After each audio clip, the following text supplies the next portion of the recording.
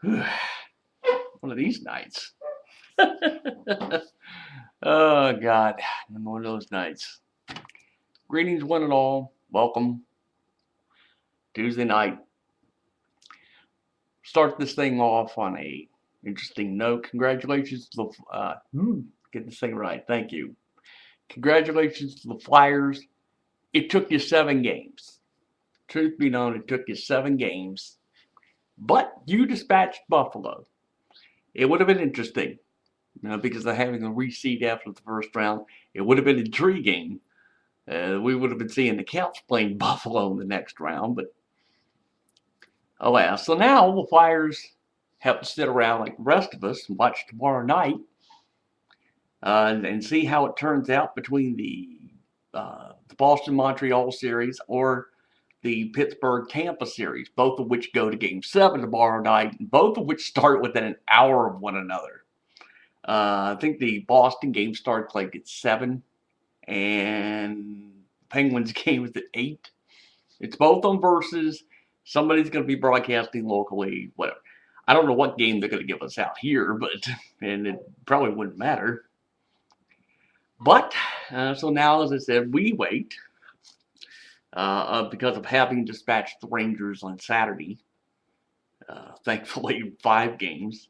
I wasn't prepared for 6. Even though I said I predicted this thing would go on 6 or 7, I wasn't ready for 6.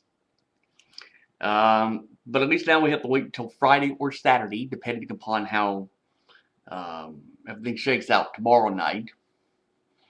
So, let's see. So, what do you think here? You think of reseeding. So, the concept is we could be playing Pittsburgh, we could play Tampa, we could play Montreal. Who knows? I don't know who's playing who, man. Oh, we gotta wait. Well, at least this has some type of a uh, positive aspect. It gives Boudreaux and the boys a chance to rest for a few days before the second round kicks in. Uh, but I got to right now they're doing this on Versus. They're running Game 7 for the Blackhawks Vancouver series. Now this gets interesting.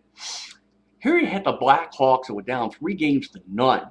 I mean, you're the defending Stanley Cup champions, and you were down 3 games to none, and you forced the Game 7. Right now, as I was looking at this, Vancouver's leading 1-0 in the first period, so the game pretty much just started. But I would have probably stood up and watched this, if only to see if the Blackhawks really can pull this off, because this may be your only chance to pull this type of a comeback. I don't think you could do this through the rest of the playoffs. But so, oh God. So I don't know how they would figure it out. I'm trying to think of West here. Detroit, Nashville, and San Jose all moved on. So I don't know who plays who in the first round. They really don't know who would play who in the second round because they got to wait on this game before they sort out the West. Because I think that would probably start, or something would start Friday. I don't know. Anyway, that's neither here nor there. I think we've done all the hockey here that I care to do. Probably tell here. Hey, boys and girls. Oh, God damn it, where are we? Hey, here we are. Yeah, I know I'm wearing this thing, but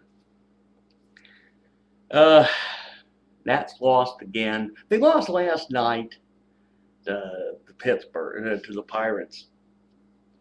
Basically, you're playing this game last night in front of really about 6,000 people. Now, they announced the turnout was like 12,000 some.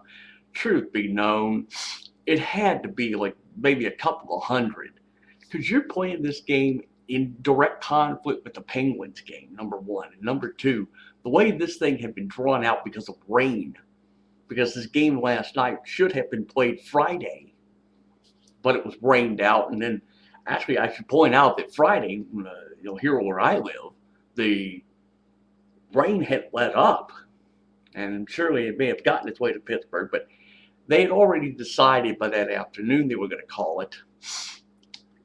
But, you know, as I said, the sky cleared up here, so I know it would have cleared up in Pittsburgh right about the time the first pitch would have gone off, but they decided, no, we don't want to play it. So there, that got pushed back to Monday. But last night, as I was getting ready to say here, game was halfway. The game was decent, really. John Lennon had, you know, he this game was won, and then the rain delay came, like bottom of the fifth. Thank you. 2 out. There was a runner on base. Actually, it was no one count, and then the rain, you know, because it was going off and on somewhat heavy. Finally, it got to this point. They just called it, or I should say, they called it delay of about 20-some minutes. It came out of the rain delay, and that's when that's basically when the wheels fell off. You know, this happens. You can't say that about the game tonight. Jordan Zimmermann was doing great. Actually had a lead, and lo and behold, they take him out really after 5 1/3. Thank you. I had to remember myself here. Took him out after 5 1/3. Brought in Chad Coffee, or what you call him, no decaf. Yeah, well, okay, you figured the joke. Joke was on the rest of us because he put up the pitch. I forgot who was batting, but Michael Morse sitting in left field. He really should have caught this ball. I can't really fault him for not getting it. He should have caught it, really. But because of that, 2 runs, and basically since these were charged to Jordan Zimmermann, he gets hung with the loss. You know, it was hard, at least, but the Nats did try to fight back here. So the final was 6-4. 2 things to note here. One, which is game related. Roger Bernardino made it back from Syracuse. This is his last shot. He's out of options now. So he's here in DC to stay, or he goes back to the minors. And you know, as far as this organization goes, he would go back permanently and couldn't come back. So this is really it for him. But he got up. But he had the chance here to at least tie the game, at least make the effort to tie it. And David Wright snared it pretty much. Well, not end the game, but it was the second out. But still, and you can't fault Roger for not trying. You can't fault him for not trying. He tried. Other game-related notice, watching this game, Wilson Ramos is showing me, and I think he's showing Nat fans more, that he just may be our catcher of the future. 2 home runs, and I think it was singles. He got 3 RBIs tonight. Good thing I had decided last night. I put him on my my ESPN.com fantasy baseball team. I got him on the bench because I'm really waiting to see what he will do. So, and one final note here on the game. It has really nothing to do with the game. Congratulations also to Ian Desmond. He and his wife are now proud parents. So, he was not playing tonight. That's why. So, I don't know, they give you like paid paternity leave, more or less. What the hell. Oh well, enough of that. So I have covered all I need to cover on here, even though I'm sitting in semi-darkness. I don't care. So we're done. Now everybody will sit, see what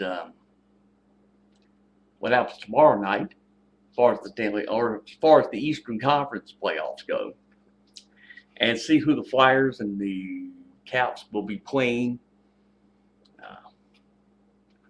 So, hey, what happens, happens. So we will see you when I get a chance, as always. So adios, motherfuckers. I'm done. I'm now going to turn my attention to watching this and see if the Blackhawks really honestly can pull this off. So we will see all of you soon. Adios.